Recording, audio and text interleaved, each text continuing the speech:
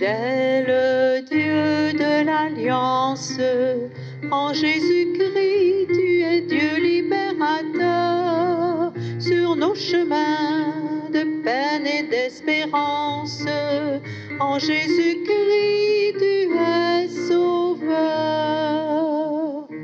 Quand sur le Tabor resplendit ta lumière, tu es Dieu libérateur. Quand renaît l'espoir dans la nuit de nos misères, tu es Dieu sauveur. Dieu fidèle, Dieu de l'Alliance, en Jésus-Christ, tu es Dieu libérateur. Sur nos chemins de peine et d'espérance, en Jésus-Christ, tu es sauveur.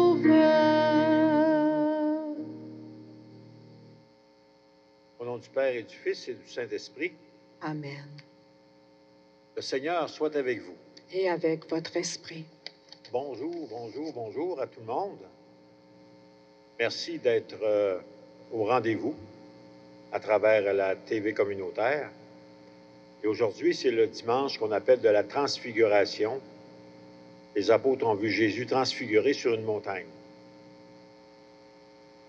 Et bien sûr, chacune de nous, on est toujours en plein carême et en pleine pandémie. Et on espère peut-être nous-mêmes que tout ça va finir par être transfiguré, c'est-à-dire qu'on va finir par retrouver, je dirais, un monde, je dirais, plus joyeux, je dirais, plus éclatant, plus intéressant peut-être. Alors, c'est ce que je vous souhaite au cours de la célébration, de retrouver, je dirais, des relents de cette résurrection du Seigneur. Alors, demandons-lui de nous accueillir avec le chant du Seigneur prend pitié.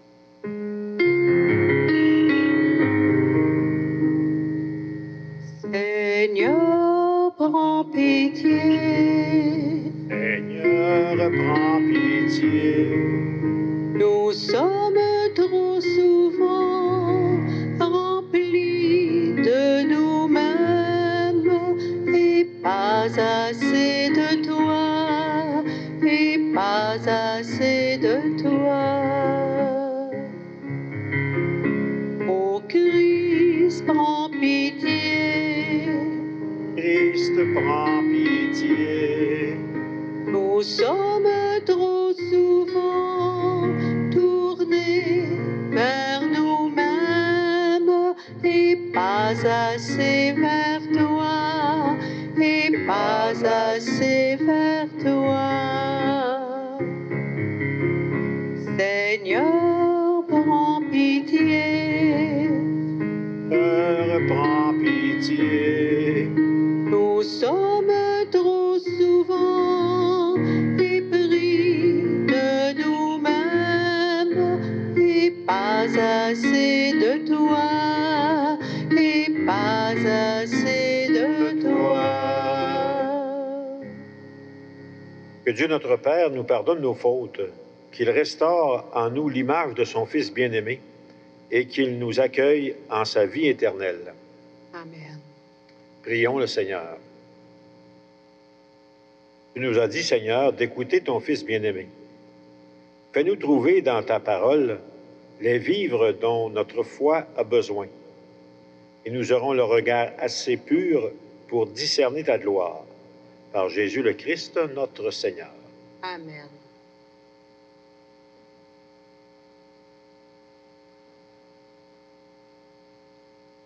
Lecture du livre de la Genèse. En ces jours-là, Dieu mit Abraham à l'épreuve. Il lui dit, « Abraham ». Celui-ci répondit, « Me voici ». Dieu dit, « Prends ton fils, ton unique, celui que tu aimes, Isaac. Va au pays de Moria, et là tu l'offriras en holocauste sur la montagne que je t'indiquerai. » Ils arrivèrent à l'endroit que Dieu avait indiqué. Abraham y bâtit l'autel et disposa le bois. Puis il lia son fils Isaac et le mit sur l'autel par-dessus le bois.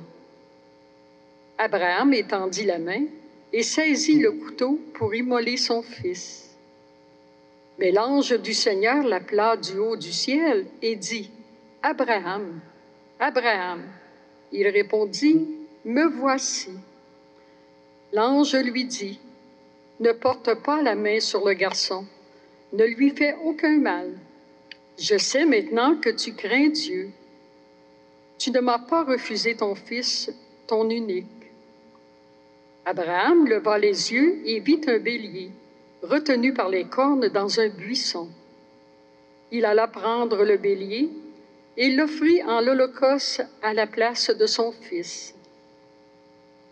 Du ciel, l'ange du Seigneur appela une seconde fois Abraham. Il déclara, « Je le jure par moi-même, oracle du Seigneur, parce que tu as fait cela, parce que tu ne m'as pas refusé ton fils, ton unique, je te comblerai de bénédictions. Je rendrai ta descendance aussi nombreuse que les étoiles du ciel et que le sable au bord de la mer. Et ta descendance occupera les places fortes de ses ennemis. Puisque tu as écouté ma voix, toutes les nations de la terre s'adresseront l'une à l'autre la bénédiction par le nom de ta descendance. » Parole du Seigneur. Nous rendons grâce à Dieu.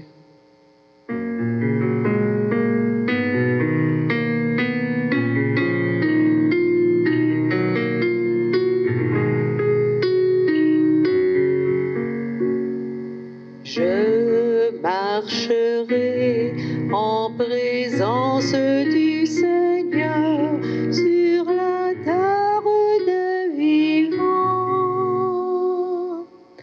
Je crois et je parlerai, moi qui ai beaucoup souffert. Il en coûte au Seigneur de voir mourir les siens. Je marcherai en présence du Seigneur sur la terre des vivants. Ne suis-je pas, Seigneur, ton serviteur, moi dont tu brisas les chaînes? Je t'offrirai le sacrifice d'action de grâce. J'invoquerai le nom du Seigneur.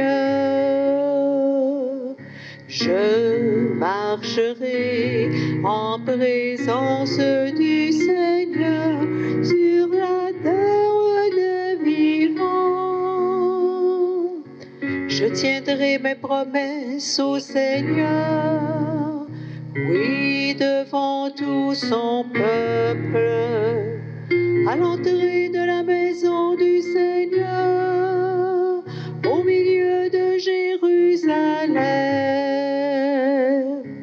Je marcherai en présence du Seigneur sur la terre des vivants.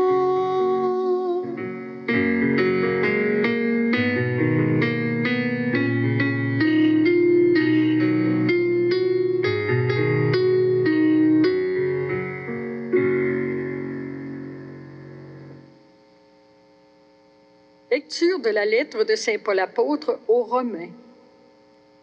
Frères et sœurs, si Dieu est pour nous, qui sera contre nous? Il n'a pas épargné son propre Fils, mais il l'a livré pour nous tous. Comment pourrait-il, avec lui, ne pas nous donner tout? Qui accusera ceux que Dieu a choisis? Dieu est celui qui rend juste. Alors, qui pourra condamner? Le Christ Jésus est mort. Bien plus, il est ressuscité. Il est à la droite de Dieu. Il intercède pour nous. Parole du Seigneur. Nous rendons grâce à Dieu.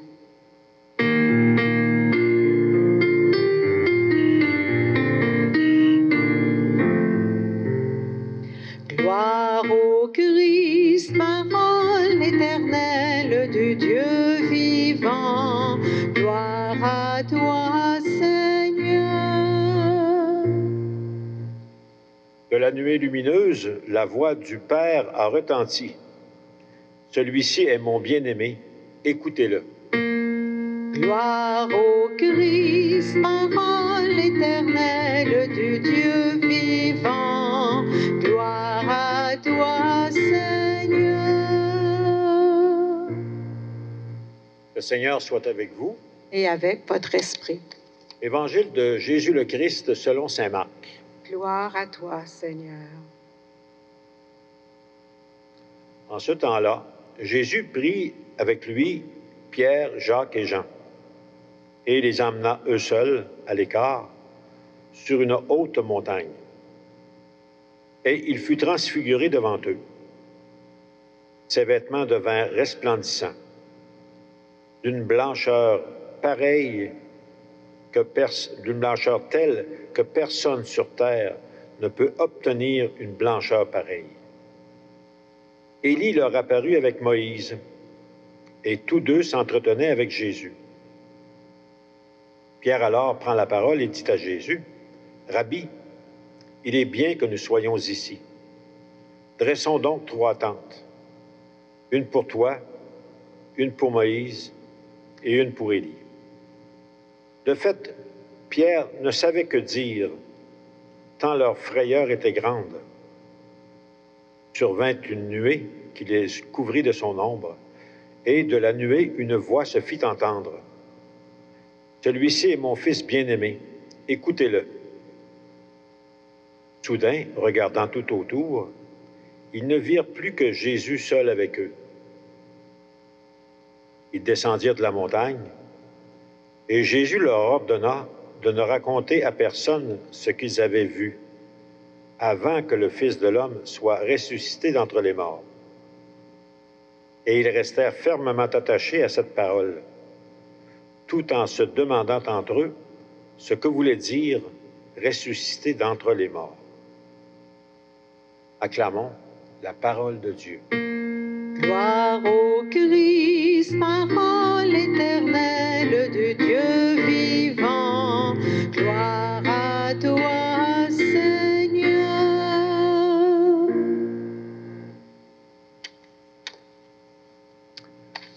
Étonnante quand même cette histoire d'Abraham dans la lecture, première lecture, cette histoire d'Abraham à qui Dieu demande d'immoler son fils. Il me semble que ce n'est pas le Dieu qu'on connaît. Ce qu'il faut comprendre, ce que Dieu demande à Abraham, c'est de lui faire confiance. On voit bien qu'à la fin, Dieu ne veut pas la mort de l'enfant. Et cela ressemble à l'histoire de Jésus, qui comprend dans sa prière sur la montagne qu'il doit passer par la mort pour aller au bout de sa mission, de son destin. Il comprend ça en faisant une jasette, en jasant avec les Écritures. Il nous dit qu'il est avec Moïse et Élie, qui représentent la loi et les prophètes, l'Ancien Testament. Dans l'épisode que nous raconte l'Évangile d'aujourd'hui, c'est de ça qu'il est question. L'Évangile dit que cette discussion transfigure Jésus. Le fait d'accueillir cette mission, parce que l'Évangile dit qu'ils sont en train de jaser de son départ. Alors, autrement dit, son départ pour la fin de sa mission pour Jérusalem, là où il va être rejeté, bafoué, renié et va mourir. Et on dit que cette rencontre-là sur la montagne avec Moïse et Élie l'a transformé de fond en comble, tellement que les apôtres ne le reconnaissent plus. Ou ils le voient, mais comme ils ne l'ont jamais vu. Ils sont témoins d'une transfiguration, témoins d'un passage que Jésus fait en accueillant sa mission. On ne sait pas ce qu'ils ont vu, parce que l'Évangile ne nous le dit pas, mais ils ont dit que c'était resplendissant, c'était blanc comme jamais on a vu une blancheur pareille, en tout cas. Mais on sait qu'ils veulent rester dans cette vision-là. Ça, on sait ça. Parce que Pierre dit, bien, on devrait s'installer. C'est tellement extraordinaire cette vision-là qu'on devrait s'installer là-dedans. Ils veulent rester accrochés à cette vision. Ils veulent rester sur la montagne, au fond. Ils veulent, autrement dit, prendre cette vision, la posséder, mais mettre la main sur ce fameux processus qui fait qu'à un moment donné, bien là, tout est clair, il n'y a plus rien d'autre à faire que de contempler. Mais ça ne marche pas. Hein? L'Évangile, le texte nous dit qu'il arrive une nuée qui fait perdre la vue, ils ne voient plus rien, ils sont dans le brouillard. Ça me rappelle curieusement, une fois j'étais assis sur le bord d'une rivière, tranquillement, au mois d'août. Et de l'autre côté de la rivière, qui n'était pas si grande que ça, j'entends du bruit. Je me mets à regarder, à être attentif, bien sûr. Et ce que je vois arriver de l'autre côté de la rivière, c'est 2 mères chevreuils avec chacun 2 petits. Quand même, pas évident de... Tu ne vois pas ça tous les jours, là. Hein? J'étais tellement fasciné. Mais au lieu de dire « je vais contempler cette vision tant qu'elle va durer », j'ai dit « je vais la prendre en photo ». Erreur totale. Je m'étire la main pour aller chercher ma caméra. Tout le monde part. Plus rien.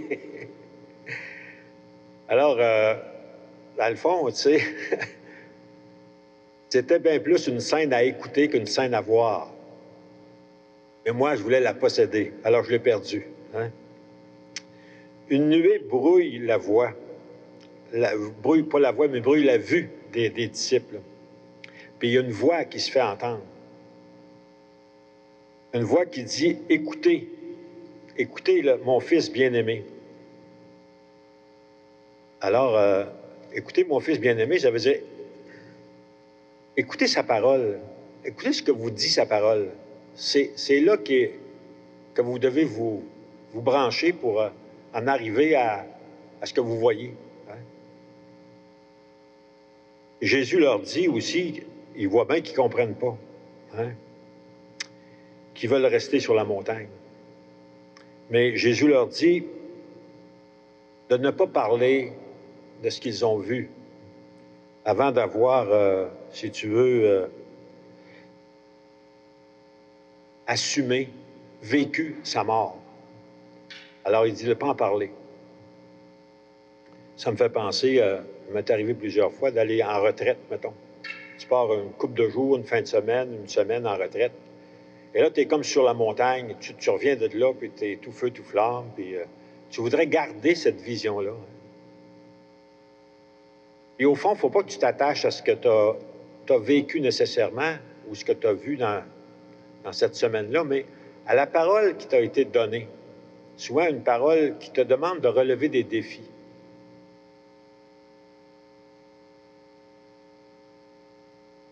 L'homme moderne que nous sommes, il ne veut pas entendre parler souvent de la souffrance et de la mort. Il ne veut pas passer par tout ce qui mène à la mort, tout ce qui nous fait souffrir. On a tellement peur de ça. Et on se dit, bien, avec les progrès de la science et de la médecine, on va tout effacer ça. Mais on se rend bien compte que c'est pas ça qui se passe. Avec la pandémie, ce qu'on entend souvent, c'est « j'aimerais ça revenir comme avant ». J'ai hâte que ça revienne comme avant. Mais si on ne revenait pas comme avant, si tout à coup, notre mission, ça ne serait pas de revenir comme avant, mais de vivre une transfiguration. Si on devait vivre autrement, je ne suis pas sûr que ça nous tente de changer plein de choses. Pas sûr que ça nous tente. Même ça nous fait peur. Comme les disciples sur la montagne, quand la nuée est arrivée, là, ils sont rentrés dans le nuage. Ils sont rentrés sur Internet. Hein? Oui, puis, mais la pandémie, elle pourrait peut-être nous transfigurer. Si on se tourne davantage vers les autres, si on développe une plus grande sensibilité et solidarité vis-à-vis de tous les gens qui sont aux prises avec la maladie et la souffrance.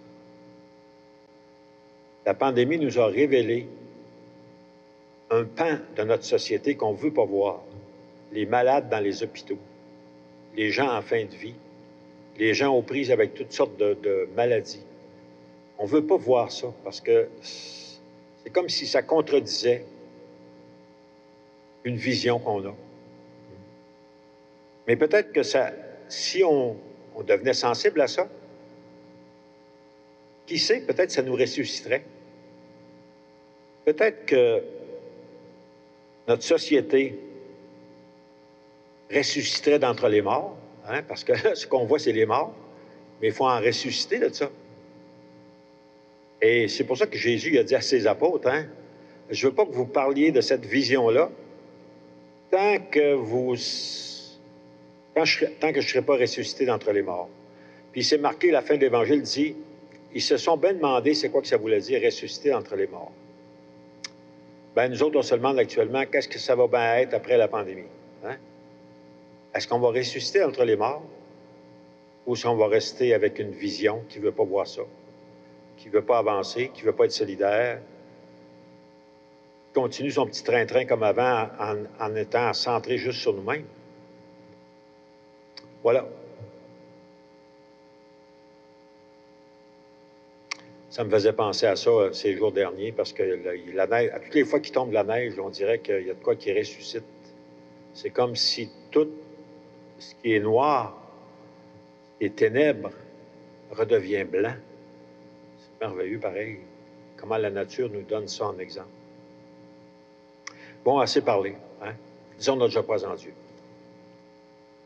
Je crois en Dieu, le Père Tout-Puissant, Créateur du ciel et de la terre, et en Jésus-Christ, son Fils unique, notre Seigneur, qui a été conçu du Saint-Esprit, est né de la Vierge Marie, a souffert sous Ponce Pilate, a été crucifié, est mort et été enseveli, est descendu aux enfers, au troisième jour est ressuscité des morts, est monté aux cieux, est assis à la droite de Dieu le Père Tout-Puissant, d'où il viendra juger les vivants et les morts.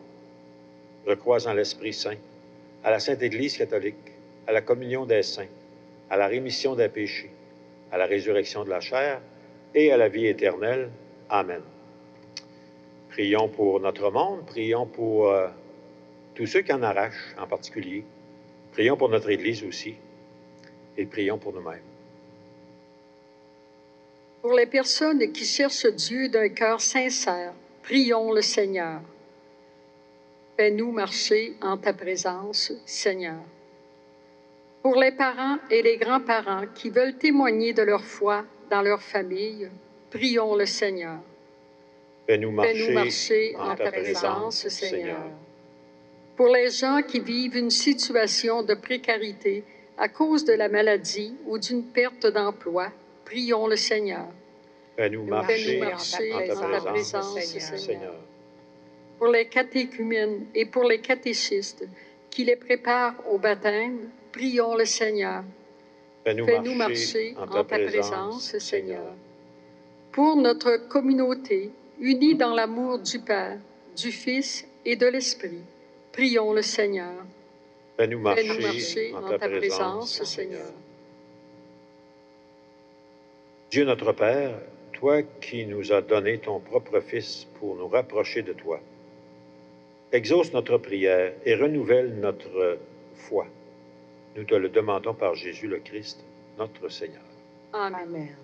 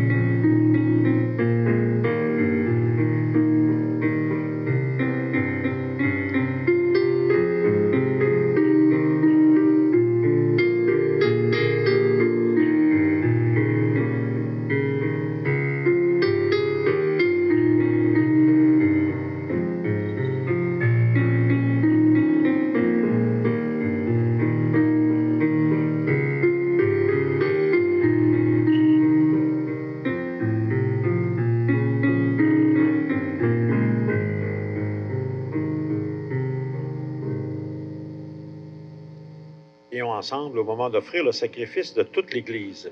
pour la gloire de Dieu et le salut du monde. Que cette offrande, Seigneur, nous purifie de nos fautes, qu'elle sanctifie le corps et l'esprit de tes fidèles et les prépare à célébrer les fêtes pascales.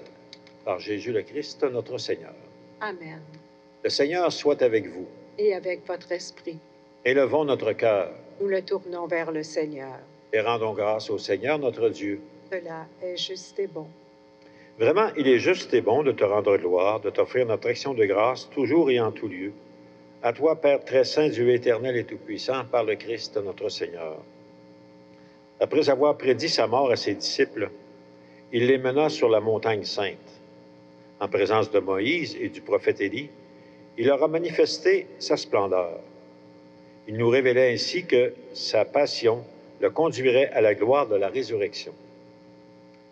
C'est pourquoi, avec les anges dans le ciel, nous pouvons te bénir sur la terre et t'adorer en chantant.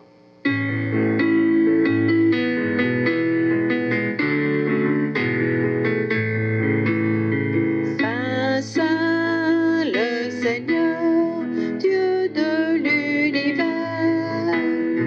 Saint, Saint, le Seigneur, Dieu de l'univers. Le ciel et la terre sont remplis de ta gloire. Hosanna au plus haut dans les cieux. Saint, Saint, le Seigneur, Dieu de l'univers. Saint, Saint, le Seigneur, Dieu de l'univers. Béni soit celui qui vient au nom du Seigneur. Hosanna au plus haut dans les cieux. Saint, Saint, le Seigneur, Dieu de l'univers. Saint, Saint, le Seigneur, Dieu de l'univers. Seigneur, toi qui es vraiment saint, toi qui es la source de toute sainteté, nous te prions. Sanctifie ces offrandes en répandant sur elles ton esprit, qu'elles deviennent pour nous le corps et le sang de Jésus le Christ notre Seigneur. Au moment d'être livré et d'entrer librement dans sa passion, il prit le pain. Il rendit grâce, il le rompit et le donna à ses disciples en leur disant, « Prenez et mangez-en tous. Ceci est mon corps livré pour vous. »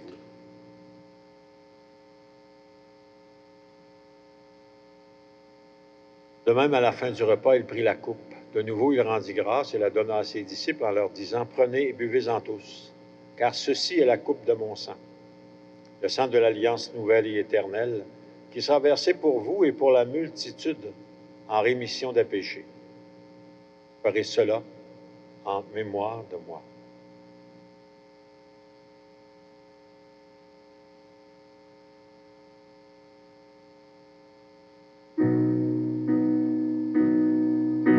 Tu as connu la mort, tu es ressuscité et tu reviens encore pour nous sauver. Tu as connu la mort, tu es ressuscité et tu reviens encore pour nous sauver. Faisant ici mémoire de la mort et de la résurrection de ton Fils, nous t'offrons, Seigneur, le pain de la vie, la coupe du salut, et nous te rendons grâce, car tu nous as choisis pour servir en ta présence. Humblement, nous te demandons qu'en ayant part au corps et au sang du Christ, nous soyons rassemblés par l'Esprit Saint en un seul corps. Souviens-toi de ton Église, répandue à travers le monde.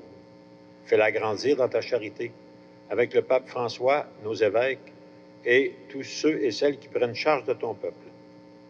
Et puis rappelle-toi nos frères et sœurs endormis dans l'espérance de la résurrection.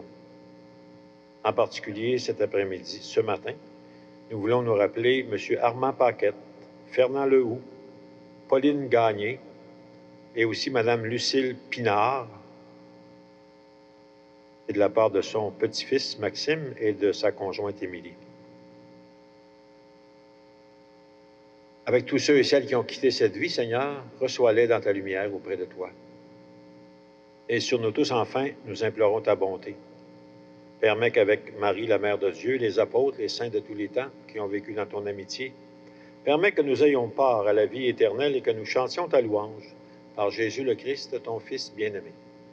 Par lui, avec lui et en lui, à toi, Dieu le Père Tout-Puissant, dans l'unité du Saint-Esprit, tout honneur et toute gloire pour les siècles des siècles. Amen, amen, amen.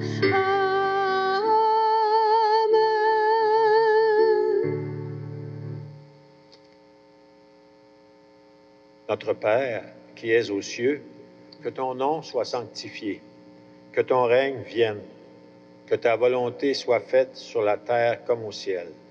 Donne-nous aujourd'hui notre pain de ce jour. Pardonne-nous nos offenses comme nous pardonnons aussi à ceux qui nous ont offensés. Ne nous laisse pas entrer en tentation, mais délivre-nous du mal. Délivre-nous de tout mal, Seigneur, et donne la paix à notre temps. Que la paix du Seigneur soit toujours avec vous. Et avec votre esprit. Agneau de Dieu qui enlève le péché du monde.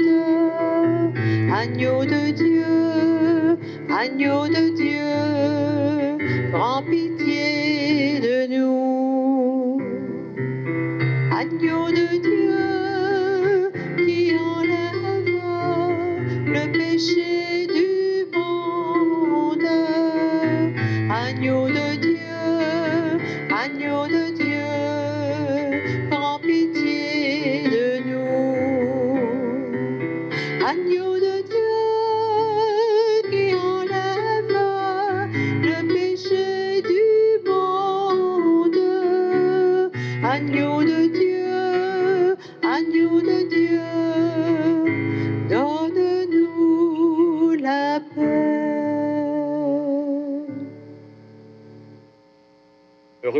Heureuses les invités au repas du Seigneur. Voici l'agneau de Dieu, celui qui enlève le péché du monde. Seigneur, je ne suis pas digne de te recevoir, mais dis seulement une parole et je serai guéri.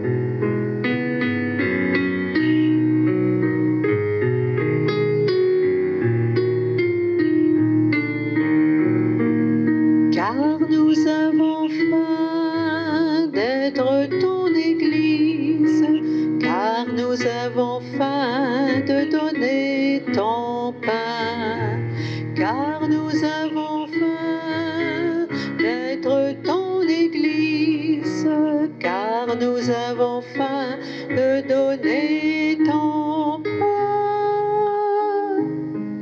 Pain de l'Exode, épreuve du désert, goût du printemps pour ceux qui ont souffert. Que ta parole en manne qui nourrit, pleuve Seigneur sur l'homme d'aujourd'hui, car nous avons faim d'être ton Église, car nous avons faim de donner ton pain, car nous avons faim d'être ton Église, car nous avons faim de donner ton pain.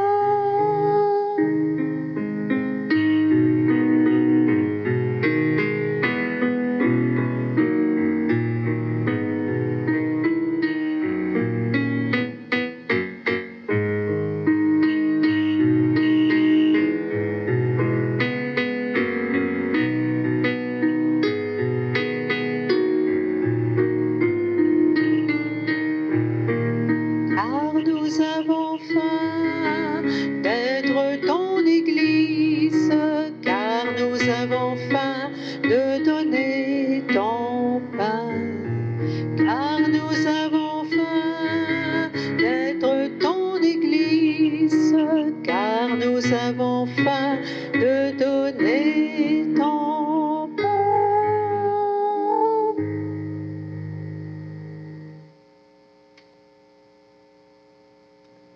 Bénis ton peuple, Seigneur. Fais-lui trouver des forces dans ta bénédiction. Qu'elle écarte de lui ce qui est nuisible et lui obtienne ce dont il a besoin. Par Jésus le Christ, notre Seigneur. Alors déjà, on avance dans notre carême. Et comme je vous l'avais dit la semaine passée, le carême, pour des personnes, ils sont déjà dedans. Hein? C'est-à-dire qu'ils sont déjà en train de relever un défi qui leur demande beaucoup. Et souhaitons qu'il y ait des personnes autour d'eux autres qui les accompagnent. Pour ceux qui n'ont pas de défi extraordinaire à relever, bien, je vous invite à être dans la reconnaissance, à reconnaître autour de vous des personnes qui auraient besoin d'être reconnues, en leur disant merci, en leur disant que vous n'êtes pas loin, en leur disant que vous les appréciez, peu importe. C'est avec ça que je vous bénis. Au nom du Père et du Fils et du Saint-Esprit. Amen. En vous souhaitant encore une fois une bonne semaine, on s'approche de plus en plus du printemps. Et souhaitons-le qu'il va nous apporter lui aussi, je dirais, une transfiguration. Bonne semaine. Merci. Merci à Lison et merci à Huguette et Nicolas. Amen.